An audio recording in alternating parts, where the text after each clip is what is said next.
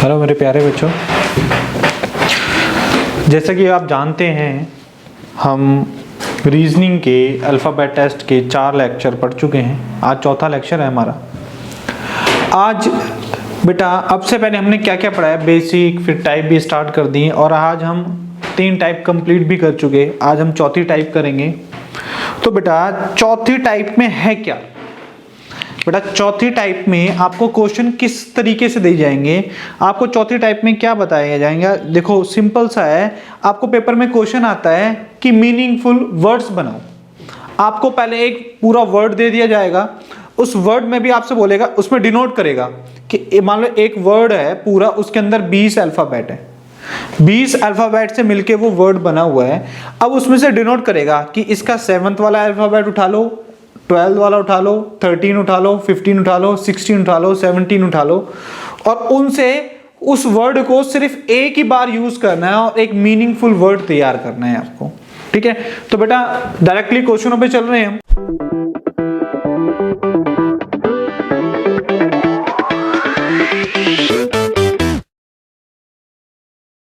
तो देखो क्वेश्चन कैसे निकालना है, हमें सॉल्व कैसे करें वो देखें। हमारी टाइप 4, टाइप 4 का नाम क्या है बेटा? मीनिंगफुल वर्ड्स, अर्थपूर्ण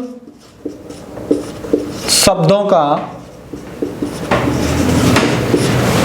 निर्माण करना। ठीक है, मेकिंग मीनिंगफुल वर्ड्स। अब आपको क्या दे रखा है, तो बेटा सीधा मैं डायरेक्टली क्वेश्चन करा रहा हूं क्योंकि बेसिक तो है ही नहीं इसमें। तो क्या क्वेश्चन बनेगा आपका, चलो देखो।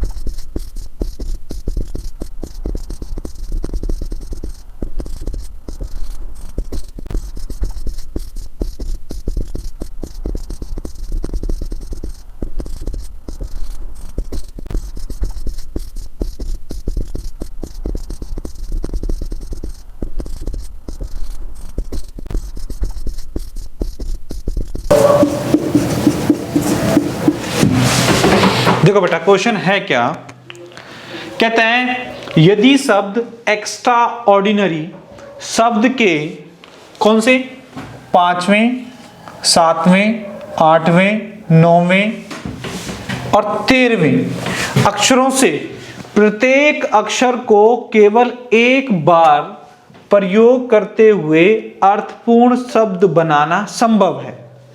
तो पहला क्वेश्चन, या तो आपसे ये पूछ सकता है, तो पहला क्वेश्चन कितने अर्थपूर्ण शब्द बनाए जा सकते हैं।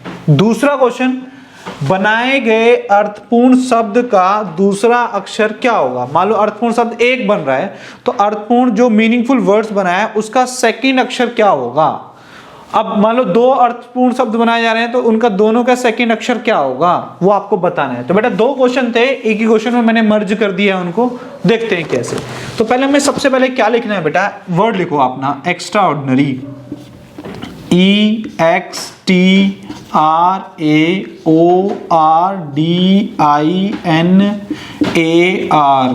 ये एक्स्ट्रा ऑर्डिनरी। अब हमसे कहता है, अब इस एक्स्ट्रा ऑर्डिनरी शब्द में से हमें 5वें, 7वें, 8वें और 9वें और 13वें अक्षर को उठाना है। तो मैं इनकी रैंकिंग लगूँ 1 2 3 4 5 6 7 8 9 10 11 12 और 13। तो एक तो हमारा y आएगा, एक हमारा y उठ के आएगा, 13वां शब्द है, 13वां अक्षर है। 9वां भी उठ के आएगा, तो 9वें पे क्या है बेटा, I है। और 8वां पे हमारा D है। और 7वें पे हमारा R है। और 5वें पे हमारा क्या है बेटा, A है। हमारे पास कितने अल्फाबेट मिले हमें बेटा, ये, क्योंकि हमें कितने अल्फाबेट उसने चूज करने के लिए, 5वां, 7वां, 8वां, 9वां और 13वां। तो मैंने एक वर्ड में अपनी रैंकिंग इसकी कर ली। तो इसमें 13 अक्षर है और 13 में से हमने 5 अक्षर उठाए जो उसने हमें डिनोट करवाए हैं कि ये वर्ड्स ही उठाने हैं। अब हमने ये वर्ड्स उठा लिए बेटा, ARDIY, ये अब इनसे हमें एक मीनिंगफुल वर्ड्स बनाना है। कैसे भी इनको उल्टा सीधा करके किसी भी प्लेसिंग चेंज करके बस हमें मीनिंगफुल वर्ड्स बनाना है। तो मेरे हिसाब से बेटा इसके दो मीनिंगफुल वर्ड्स निकलते हैं जो मैं देख रहा हूं, एक तो डायरी और एक डेयरी। देखिए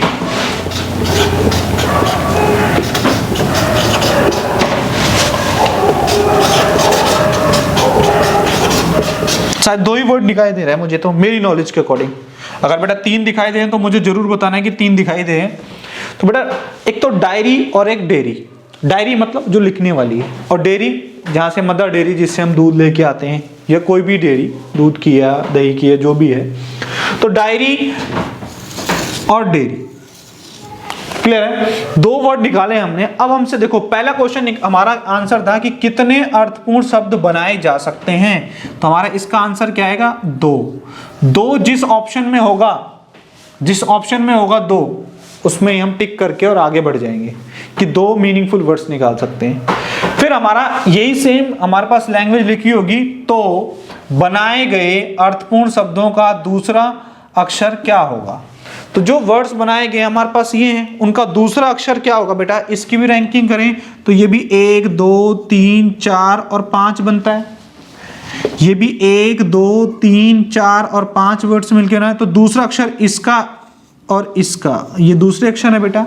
तो अगर मैं सेकंड क्वेश्चन मेरे से पूछता है बेटा कि इसका आंसर क्या होगा, तो इसका आंसर लिखोगे, एक तो आई भी हो सकता है साहब और ए भी हो सकता है, तो ऑब्लिक करके लिखोगे क्योंकि दो वर्ड निकल रहे हैं हमारे पास, आई भी है और ए भी है।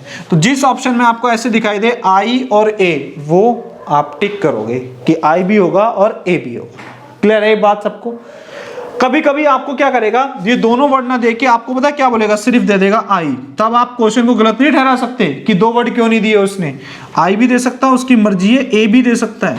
क्लियर है? तभी मैंने ऑब्लिक लगाया। कई बार क्या होता है, दूसरा शब्द क्या होगा, उसने एक वर्ड की बता दी कि भैया डायरी और डेयरी, तो उसने डायरी शब्द का ही ए लिख दिया ऑप्शन में कि ए आएगा क्या दूसरे स्थान पे, तो उसको आप गलत नहीं बोल सकते। हाँ आ सकता है, क्लियर है, आएगा 100%, आई भी आ सकता है।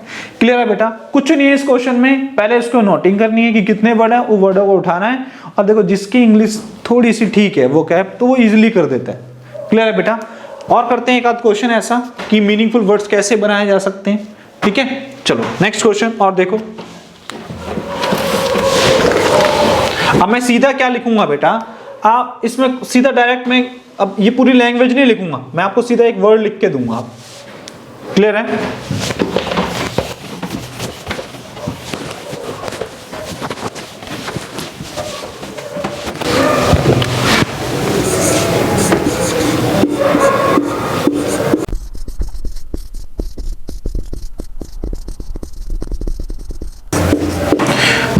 हमसे क्वेश्चन में मैं सिंपल सा, मैंने पूरी लैंग्वेज ना लिख के क्वेश्चन में मैंने एक वर्ड लिखा बेटा, ओरिएंटेशन। ओरिएंटेशन में आपको कौन कौन से वर्ड उठाने बेटा? दूसरा, चौथा, नौवां और 10वां वर्ड उठा के मीनिंगफुल वर्ड्स बनाने हैं आपको। तो सबसे पहले इसकी नोटिंग कर ले बेटा, वही सिंपल सा तरीका, 1 2 3 4 5 6 7 8 9 10 और 11। तो हमें कौन सा वर्ड उठाना है? एक तो 10वां अक्षर, तो 10वां अक्षर हमारा क्या है? ओ। 9वां अक्षर क्या है हमारे पास? आई। और 4th अक्षर हमारे पास क्या है? ई। और सेकंड अक्षर हमारे पास क्या है? आर। क्या आप इन चारों वर्ड को मिला के कोई मीनिंगफुल वर्ड्स निकाल सकते हो? सोचो। तो बेटा मेरे हिसाब से तो नहीं निकाल सकते, कोई वर्ड नहीं निकल रहा है कि कोई मीनिंगफुल वर्ड निकले कि REIO। क्लियर है? मुझे तो नहीं दिखाई दे रहा, नहीं निकलेगा। तो बेटा कितने मीनिंगफुल वर्ड्स बनाए आपने? कोई नहीं, मतलब 0। हमारा क्या आंसर होगा बेटा? 0। एक भी वर्ड नहीं बनाया जा सकता। ठीक है, तो पूरी क्वेश्चन की मैंने लैंग्वेज ना लिख के बेटा क्या लिखा, ओरिएंटेशन एक वर्ड है, उसमें वही आगे कि इसका 2nd, 4th, 9th और 10th अक्षर को उठाओ और मीनिंगफुल वर्ड्स बनाओ। तो हमने देखा तो नहीं बन रहा हमारा, क्योंकि हमने इसकी नोटिंग करके देखी तो यही वर्ड आ रहे हैं, इससे बन ही नहीं रहा कोई हमारा। तो कोई बात नहीं, आपको ऐसे क्वेश्चन मिलेंगे और इन क्वेश्चन को सॉल्व करने से पहले थोड़ी सी वोकैब अगर स्ट्रांग होगी तो फटाफट पकड़ लोगे आप। क्लियर है? ऐसा नहीं कि क्वेश्चन नहीं होंगे, बहुत जल्दी हो जाएंगे। और वो बच्चे घबराए नहीं जो इंग्लिश में अपने आप को कमजोर समझते हैं। क्लियर है? चलो तो बेटा चलते हैं फिर और नेक्स्ट टाइप पे। अब नेक्स्ट टाइप में आपसे क्या बोलेगा बताएं। टाइप 4 हमारी कंप्लीट हो चुकी है, टाइप 5 अब देखते हैं हम टाइप 5 में है क्या हमारे पास। टाइप 5 में हमें बोल रहा है अब एक शब्द दे देगा आपको, पूरा एक वर्ड देगा, वर्ड में ही उथल पुथल मचवाएगा। उथल पुथल कैसी, मतलब कहेगा उसकी नोटिंग करो, मतलब उसकी रैंकिंग लिखो, उन वर्डों की रैंकिंग मतलब उसके अकॉर्डिंग वर्ड के कि भाई चौथे स्थान पे कौन सा है, पांचवे पे कौन सा है, और फिर उनको आगे पीछे करवाएगा कि पहले वाले को दूसरे की जगह ले जाओ और लास्ट वाले को पहले की जगह ले आओ। फिर आपसे लेफ्ट राइट से क्वेश्चन बनाएगा वो। क्लियर है? तो बेटा सीधा डायरेक्टली हम क्वेश्चन ही देखें उसमें कि क्या है। तो बट ध्यान रखना टाइप 5 हमारी क्या कहती है, कहती है शब्दों के बीच में ही क्रम परिवर्तन। ठीक है, तो हमारी टाइप 5 जो है वो हमसे क्या कहेगी,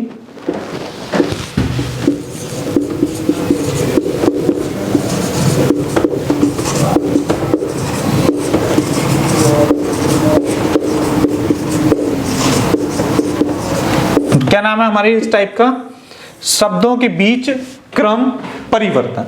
तो क्रम परिवर्तन जैसे मैंने बोला कि मान लो एप्पल एक वर्ड में बोल देता हूं, तो कहता है एप्पल में पहले वाले वर्ड को अंतिम वर्ड बना दो और अंतिम वाले को पहला। ठीक है, इन दोनों की प्लेसिंग चेंज करते हो और जो बीच वाला वर्ड है उसको एज इट इज रखो। अब आपसे लेफ्ट या राइट से क्वेश्चन पूछेगा कि बताओ लेफ्ट साइड से क्या आएगा और राइट साइड से क्या आएगा, तो आपको बताना है यार क्वेश्चन में। डायरेक्ट क्वेश्चन लिख रहा हूं मैं, क्वेश्चन कैसा आएगा देखो, क्वेश्चन कैसा है।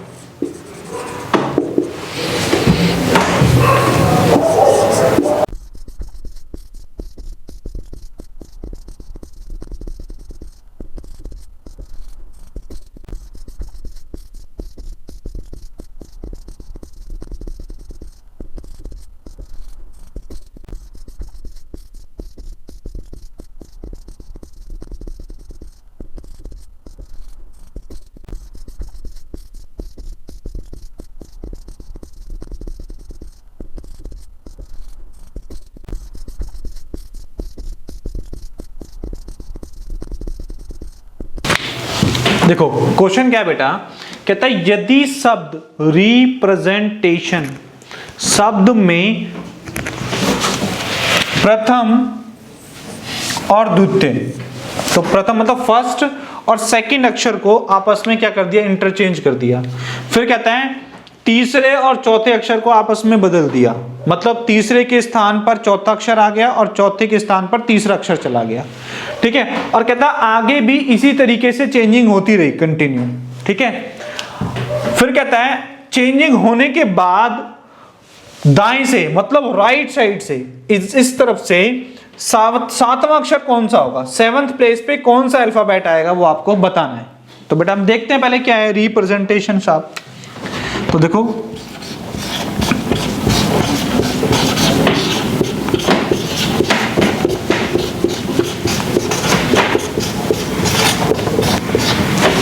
एक शब्द है रिप्रेजेंटेशन, तो देखो इसका रैंकिंग लिख लें पहले हम।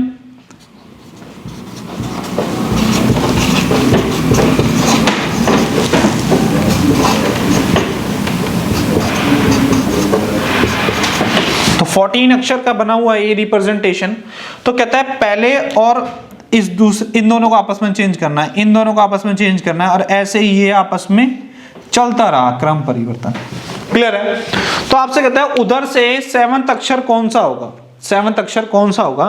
तो हम एक बार चेंज करके देख लें, तो मतलब ई पहले आएगा और आर बाद में, फिर आर पहले, फिर पी बाद में, फिर एस पहले और ई बाद में, फिर एन पहले और ई बाद में, फिर इसमें देखता हूं ए पहले और टी बाद में, फिर इसमें आई पहले और टी बाद में, फिर एन पहले और ओ बाद में। अब हमने चेंजिंग कर दी। अब चेंजिंग करने के बाद राइट साइड से 7th अक्षर कौन सा हो, तो राइट साइड से फटाफट 7th अक्षर गिन लो, 1 2 3 4 5 6 7। तो हमारा क्या आंसर होगा बेटा, ई। क्लियर है? अब बेटा इतना टाइम किसके पास रखा है, चेंजिंग करके लिखना भी है हमें, उसके बाद आंसर भी देना है, रीजनिंग में नंबर भी 50 में से 50 चाहिए। तो भैया इससे तो काम ना होने वाला हो। इसके लिए तो हमें क्या चाहिए, कुछ अपना खुद माइंड का इस्तेमाल करना है। तो बेटा एक बात मुझे सिंपल सी बताओ, ई हमने ऐसे मिला दिया तो क्या फायदा फिर क्लासेस को, क्या करना है? वो तो पढ़ पढ़ के आप हिंदी पढ़ना जानते हो, इंग्लिश पढ़ना जानते हो, देख के समझो और करो। क्लासेस लेने का कुछ ना कुछ तो फायदा होना चाहिए ना। तो देखो कैसे आपको, मैं अगर इस क्वेश्चन को करूं तो कैसे करूंगा, तो एक बात मुझे बताओ बेटा, राइट साइड से कौन सा पूछा है? 7वां अक्षर पूछा है। तो मेरे को बताओ इन 3 पेयरों की क्या जरूरत पड़ेगी? मुझे जरूरत पड़ेगी नहीं यार, क्योंकि दो दो के पेयर आपस में इंटरचेंज हुए हैं। क्या उन उधर से राइट साइड से जब मैं चेंजिंग करने के बाद वर्ड को बनाऊंगा, क्या इन 3 पेयर मतलब 6 वर्ड्स की तो मुझे जरूरत है ही नहीं।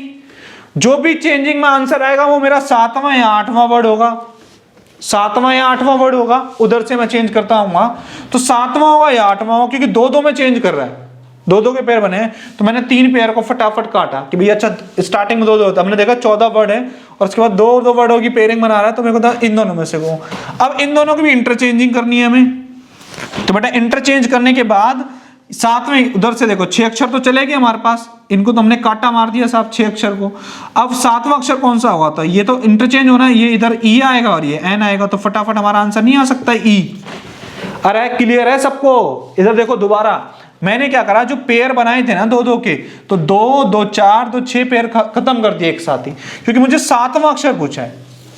अगर मुझसे 8वां अक्षर पूछता तो 8वां अक्षर मेरा इन दोनों में से ही होता। क्लियर है? तो 8वां अक्षर मैं बता देता। तो 7वां पूछे 8वां पूछे, पर आपको खुद माइंड का गेम है, लेफ्ट से पूछ रहा राइट से, राइट से पूछ रहा राइट से, पेयर गायब कर दो, डायरेक्टली जाओ उस पे। ऐसे इंटरचेंज करके नहीं लिखना, आपको लिखने में कई बार गलती भी हो जाएगी और हमारा आंसर भी गलत आएगा। तो बेटा 3 पेयर तो हमने काट दिए, 2 2 और 2, तो 6 चले गए। 7वें पे इन दोनों में इंटरचेंजिंग होनी भी है, ई और एन में, तो हमारा ई आएगा ना इस तरफ राइट साइड से काउंट करने में। तो हमारा आंसर क्या है बेटा? ई आंसर। अरे क्लियर है? पक्का? आगे बढ़ू, चलो देखते हैं बेटा और नेक्स्ट क्वेश्चन। एक और क्वेश्चन देखो,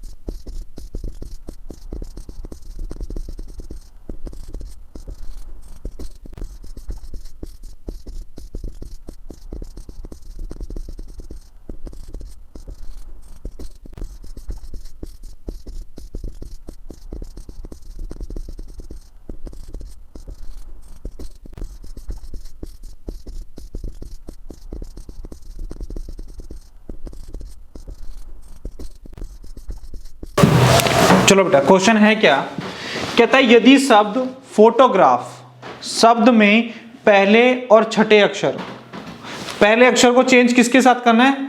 छठे अक्षर के साथ। 6th अक्षर को आपस में बदल दिया जाता है, सेकंड को 7वें अक्षर के साथ इंटरचेंज करना है और आगे भी ऐसे ही क्रम परिवर्तन जारी रहता है।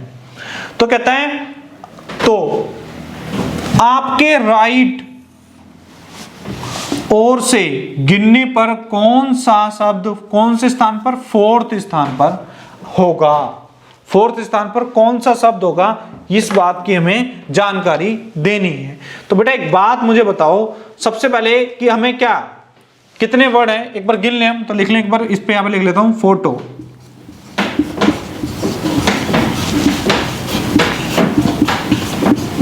ऐसे लिखते हैं फोटोग्राफ। तो बेटा 1 2 3 4 5 6 7 8 9 10 ये वर्ड है हमारे पास।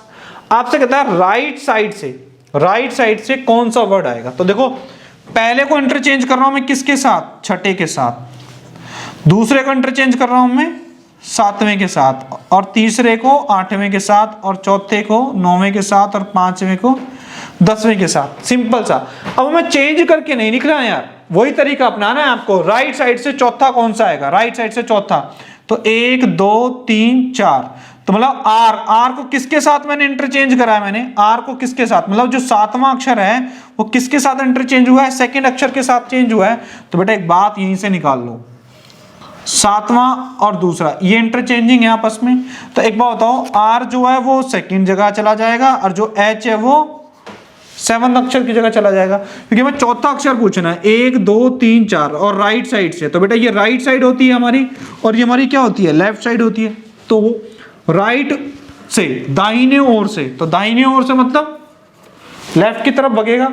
तो 1 2 3 4, आर की जगह कौन सा है, तो आर की प्लेसिंग कौन कर रहा है, एच कर रहा है, तो हमारा आंसर क्या आएगा बेटा, एच। डायरेक्टली जाओ, चेंज करके लिखने की जरूरत नहीं है, ये एरो एरो मारने की जरूरत नहीं है, आप सीधा डायरेक्टली जाओ। ये तो सिर्फ इस वजह से बता रहा हूं क्योंकि बहुत सारे बच्चे अभी वीडियो नहीं देख रहे हैं, डायरेक्टली इसी वीडियो को देख रहे हैं, उनको समझ आ जाए। बट बेटा क्वेश्चन को अच्छे से समझने के लिए सारी वीडियो को बिल्कुल सीक्वेंस वाइज देखना जरूरी है, तो ही अल्फाबेट टेस्ट के अंदर कमांड बनेगी आपकी। अदरवाइज तो आप एक वीडियो देख के बस हो गया काम, नहीं होने वाला ऐसे। तो क्लियर है, अगर चैप्टर अच्छे से सीखना है तो सारी वीडियो को सीक्वेंस में देखना जरूरी है। क्लियर है, तो बेटा सिंपल सा मैं बता रहा हूं, तो राइट साइड से फोर्थ वर्ड कौन सा आएगा, हमारा एच आएगा। क्लियर है, ये बात सबको कैसे आएगा ये मैं बता चुका हूं। क्लियर है, चलो आगे बढ़ते हैं। चलो लास्ट क्वेश्चन है, एक क्वेश्चन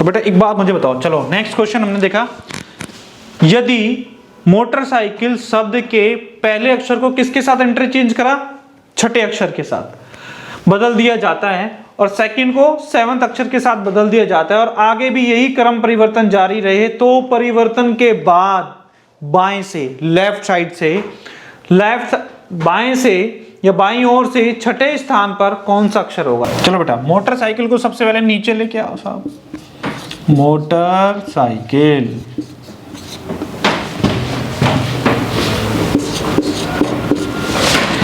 अब मोटरसाइकिल है हमारे पास, इसमें वर्ड देखने में कितने बेटा, तो 1 2 3 4 5 6 7 8 9 10। अब वो चेंजिंग की किस किस के साथ बात कर रहा है, पहले को छठे के साथ चेंज करा रहा है, पहले को छठे के साथ चेंज कराना है, बस काम खत्म। अब दूसरे को सातवें के साथ, बस इतना एरो लगा लेना, बस ये आपके इंडिकेशन के लिए बहुत है। फिर कहता है तो बाईं ओर से, बाईं ओर से आपका कौन सा अक्षर, क्या पूछा हमसे, तो बाईं ओर से छठे स्थान पर कौन सा अक्षर होगा, तो लेफ्ट साइड से छठे स्थान पर कौन सा अक्षर होगा, तो लेफ्ट से एक देखो पहले की जगह क्या है हमारे पास, छठी पे। तो बेटा सिंपल सा क्वेश्चन देके ही और उसमें आंसर दे रखा है। तो देखो एक बात मुझे बताओ, जब पहला अक्षर छठा अक्षर बन गया तो लेफ्ट साइड से जब काउंट करूंगा तो छठे स्थान पे तो पहला अक्षर ही दिखाई देगा मुझे, तो क्वेश्चन में तो कुछ था ही नहीं, देखा और आंसर मारो देखी।